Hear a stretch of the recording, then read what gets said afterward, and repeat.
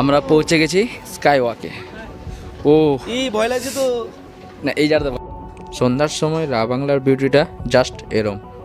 আর তোমরা যেখানে যেটা ঘুরছো সেখানে আমিও ঘুরছি, তোমাদেরকে আমি ব্লগিং করতে, বাইক করতে, আমি সব জায়গায় তোমাকে দেখি। वाह, वाह नमस्ते हाँ। नमस्ते स्वागत है पेलिंग से। हाँ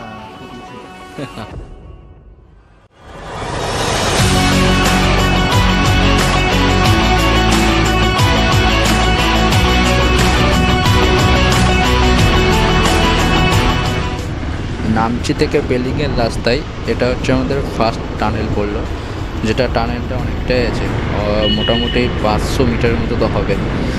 আর এই টানেলটা কিনা নিউ করা হয়েছে, বাট এখনও ভিতরে কাজ চলছে। তো এটা আমাদের ফার্স্ট টানেল পড়লো, আমাদের যতটা রাইডিং করেছি তার মধ্যে এটা ফার্স্ট টানেল।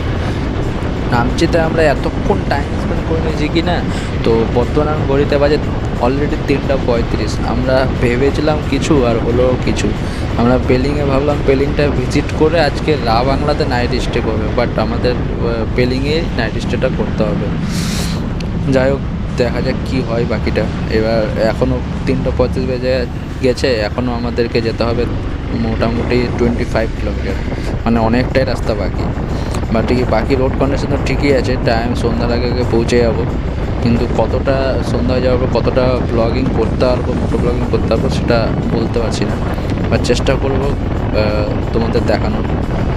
বাকি রোড কন্ডিশন যেটা আছে নামচি থেকে পেলিং, সেটাও ফার্স্ট 10 মিনিটের মতো পেয়েছিলাম হচ্ছে 10 কিলোমিটার একটু অফবিট পেয়েছিলাম, বাকিটা সম্পূর্ণ ঠিকই আছে। ওখান মানে নামচি থেকে পেলিংয়ের ডিস্টেন্স হচ্ছে 48 কিলোমিটার। বাকি এখনও তো সন্ধ্যা হয়ে আসলো, এখনও আমাদের যেতে 9 কিলোমিটার বাকি আছে। আর সাথে হচ্ছে সন্ধ্যা হয়ে আসলো, আর পাহাড়ে তো বুঝতেই পারছো 5টা না বাজতে বাজে সন্ধ্যা, সেখানে অলরেডি 5:49 বাজে। তো বুঝতেই পারছো কী অবস্থা হয়েছে এখানে। তাও মানে পাহাড়ের এক সাইডটা আছে, একটু আলো পাচ্ছি, সামনে গেলে হয়তো একদম পুরোপুরি অন্ধকার পাবো। তো দেখা যাক। আর আমাদের হোটেল তো বুক করেছিলাম, বাট কোনো কারণে হোটেলে ফোন লাগছে না বা ফোন তুলছে না, ঠিক আছে। তো যার কারণে আমাদের ওখানে গিয়ে হোমস্টেটা বুক করতে হবে। আর পেলিংয়ে শুনলাম নাকি এত ট্যুরিস্ট এসেছে যে কোনো রকমেরই পাওয়া যাচ্ছে না হোটেল। তো দেখা যায় আমাদের গিয়ে একটু খুঁজতে হবে, বাইক রেখে বা বাইক নিয়েই কিছুভাবে খুঁজতে হবে। যাই আমরা, দেখা যাক। আর অনেকটাই অন্ধকার হয়ে আসলো, আর একটু সন্ধ্যা হলে হয়তো মোটর ব্লগিংটা আমাদের অফ করতে হবে, কারণ পসিবল না অন্ধকারে কিছু দেখানোর। তো আর পরের দিনের যেটা আছে সেটা তো আমি বলে দিচ্ছি প্ল্যানটা একটু, মানে আজকে যা হওয়ার তো বুঝতে পারছি পেলিংয়ে নাইট স্টে করতে হবে। তো সকালে উঠেই আমরা সকাল 7টার দিকে হয়তো বেরিয়ে যাব সিংসর ব্রিজের দিকে, কারণ সিংসর ব্রিজ 28 কিলোমিটার আছে। ওই সিংসর ব্রিজটা ভিজিট করে এসে পেলিং ভিজিট করে রা বাংলা ভিজিট করে তেমি টি গার্ডেন ভিজিট করে তারপর আমাদের গ্যাংটক পৌঁছাতে হবে, কারণ অলরেডি পারমিট করা হয়ে গেছে। মেবি আমরা ঢুকে পড়েছি পেলিংয়ে। এটা তো পেলিং, হ্যাঁ পেলিং ডেস্টিনেশনে পৌঁছে গেছি। হোমস্টে যে কোথায় খুঁজবো সেটাই তো বুঝতে পারছি না, যা ট্যুরিস্টের ভিড়, প্রচুর ভিড়। এই তো দেখে নিয়েছি, আই লাভ পেলিং।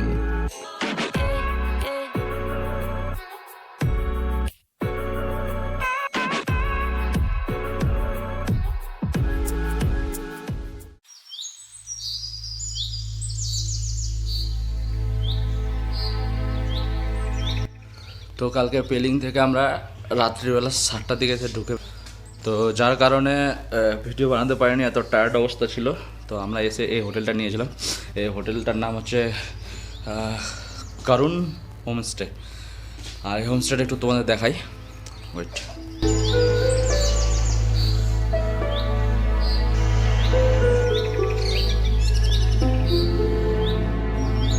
এরকম দুটো বেড আছে, এখানে একটা কিং সাইজ বেড আছে, এখানে একটা কিং সাইজ বেড আছে, মানে আরামে 4 জন এসে আরামে থাকা যাবে। এটা হচ্ছে হোটেলটা। এখানে আলমারি দেওয়া আছে কাপড় টাপড় রাখার জন্য, এখানে একটা আলমারি দেওয়া আছে। আর এটা হচ্ছে সোফা বসে থাকার জন্য, টিফিন করার জন্য, বাস। সেটা হচ্ছে এই যে হোটেলের গেট। আর হোটেল থেকে বের হয়ে এরকম একটা জায়ান্ট ভিউ, জাস্ট কাঞ্চনজঙ্ঘাটা এখানে। জাস্ট একটা জায়েন্ট ভিউ। ভেবেছিলাম 7টায় বেরোবো, কিন্তু ঘুরে ফিরে আবার ফের সেই লেট, 9টা বেজে গেল। তো লাগেজ গুছানো যেটা আছে কমপ্লিট হয়ে গেছে, ঠিক আছে। এখানে ব্যাগ বাঁধা হয়ে গেছে, বাইকটা একটু খালি স্টার্ট করে রাখা আছে ইঞ্জিন গরম করার জন্য, বাকি এটা বাইক রেডি হচ্ছে। চলো let's go. The road of Singshore bridge. তো প্রথম কথা হচ্ছে যে সিংসর ব্রিজের যেটা রাস্তা ছিল, সেটা মেন রোড, সেটা হচ্ছে যে পেলিং থেকে 21 কিলোমিটার, ঠিক আছে। বাট কিন্তু এখানে যখন সিকিমে ফ্ল্যাটটা হয়, মানে তিস্তার ভয়ঙ্কর সেই রুট, সেই টাইমে ব্রিজটা কোলাপস হয়েছে। ব্রিজটা ক্রস হওয়ার পরে সেটা হচ্ছে গিয়ে একটা আলাদা রাস্তা, ভিতর দিয়ে একটা রাস্তা বেরোয়, যেটা দিয়েই রাস্তা যেতে হবে। তো মোটামুটি পেলিং থেকে 12-13 কিলোমিটার আসার পরে সেটা রাস্তাটা ভাগ হয়েছে, সেখান থেকে রাস্তাটা নিয়ে নিতে হবে। আর রাস্তাটা একটু অফবিট আছে, একটু সেরকমভাবে খাস নাই রাস্তাটা, বাট চলে এসেছি আমাদের Singshore bridge.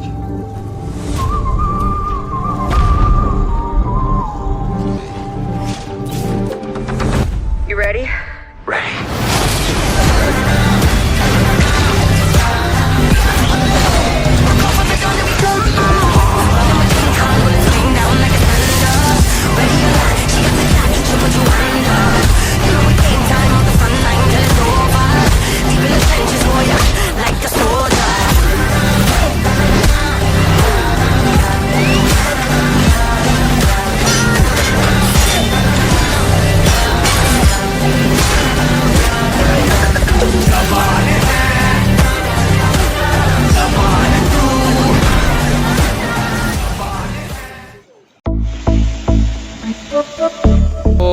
So amazing, this is the Changey waterfall, যা 984 ফিট উচ্চতা থেকে এই ওয়াটারফলটা পড়ে।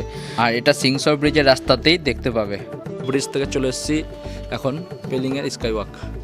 বাট প্রবলেম হয়ে গেছে, যেটা আমাদের কাছে টাইমটা খুব কম, লিমিটেড টাইম। আমাদের তাড়াতাড়ি ঘুরে এখান থেকে বেরিয়ে যেতে হবে। কারণটাই হচ্ছে আমাদের এখনও রাবাংলা করতে বাকি আছে, তেমি টিকাটিনা করতে পারবো কিনা সেটা, কারণ আমাদের কালকে পারমিট আছে নাতুলার। এবার সেই পারমিটটা 30 তারিখ 31 তারিখ করা হয়েছে, মানে আজকে রাত্রের মধ্যে আমাদের গ্যাংটক ঢুকতেই হবে। যে বাইরে থেকে পেলিং স্কাই ওয়াকের ভিউটা জাস্ট এরকম। টিকিটটা নিচে করতে হয়, আর টিকিটটা করতে গেল এটা হচ্ছে পেলিংয়ের টিকিট, যার রেঞ্জ হচ্ছে 100 টাকা। 100 টাকার টিকিট। नमस्ते। स्वागत है पेलिंग से। हाँ, हम इधर का ही है। आप लोग कहाँ से है सर? मालदा। मालदा से। अच्छा, ठीक है, एंजॉय करके आइए। ठीक है sir. Okay thank you. Subscribe करने से भी होगा, नहीं करने से भी होगा, कोई दिक्कत वाली बात नहीं। हम बुला के सब्सक्राइब नहीं करते हैं। अगर आपको अच्छा लगे तो कर कीजिएगा, अगर अच्छा नहीं लगे तो मत कीजिए।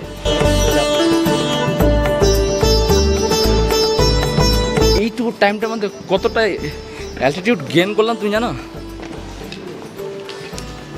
এখান থেকে ভিউটা জাস্ট এরম। স্কাই ওয়াক का एंट्री है।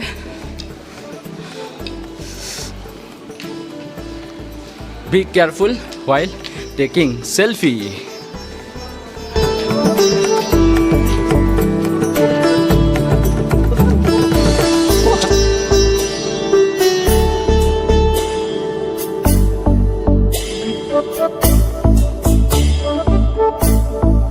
সাউথ সিকিমের একটি অন্যতম ট্যুরিস্ট স্পট হচ্ছে পেলিংয়ের স্কাই ওয়াক। এখানে প্রচুর ট্যুরিস্টের ভিড় হয় শুধুমাত্র এই স্কাই ওয়াকটা দেখার জন্য। এটা হচ্ছে ভেগমন ব্রিজ নামেও পরিচিত, বাট এটার যেটা হাইট হচ্ছে সেটা হচ্ছে 55 ফিট, আর যেটা লং হচ্ছে 200 ফিট। তো এটা একটা মানে অন্যতম ট্যুরিস্ট স্পট। আর এটার সাথে সাথে এখানে আছে চেংরিজ এর স্ট্যাচু, এই যে দেখতেই পাচ্ছ, এটার জন্য মানে বেস্ট। আর এখান থেকে কাঞ্চনজঙ্ঘার একটা দারুণ ভিউ থাকে, বাট আমরা কোনো কারণে সেটা দেখতে পারিনি, যেটা বাদলে ঢেকে গেছিলো। বাট এখান থেকে ভিউটা পাওয়া যায়। নাম হলো কি? নাম কি তোমার? আমার নাম আরজু সাহা। বাড়ি কোথায়? কলকাতা। কলকাতা থেকে এসছো? কলকাতা থেকে এসছো? শুধু পেলিংয়ে এসছো না আরো কথা করলে? মানে হ্যাঁ, এই আর তোমরা যেখানে যেটা ঘুরছো সেখানে আমিও ঘুরছি, তোমাদেরকে আমি ব্লগিং করতে বাইক করতে আমি সব জায়গায় তোমাকে দেখি। বাহ,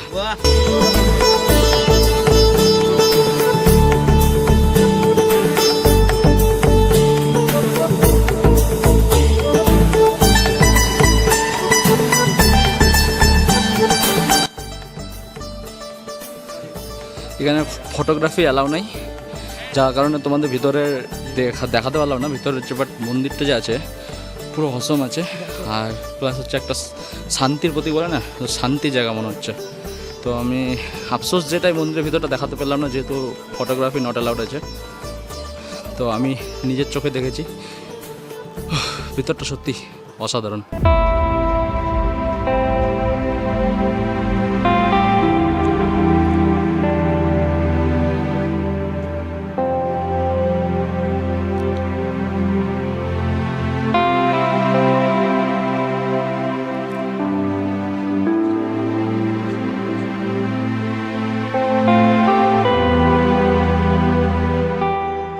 আমরা এসে পড়েছি রা বাংলাতে, মানে এক তো সন্ধ্যা, তারপরে আবার খুব তাড়াহুড়ো, আর মাঝখানে হচ্ছে অফবিট, তার জন্য মোটো ব্লগিং করতে পারিনি। আমরা রা বাংলা ডিরেক্ট এসে ভিজিট করেছি।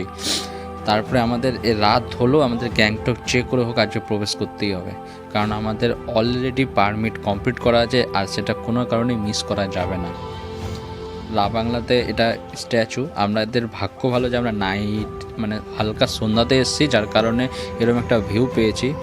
বাট আমাদের টেনশনও আছে যে আমাদের রাতে পাহাড়ে গাড়ি চালাতে হবে, এটা একটা মানে খুব ব্যাড লাক আমাদের জন্য।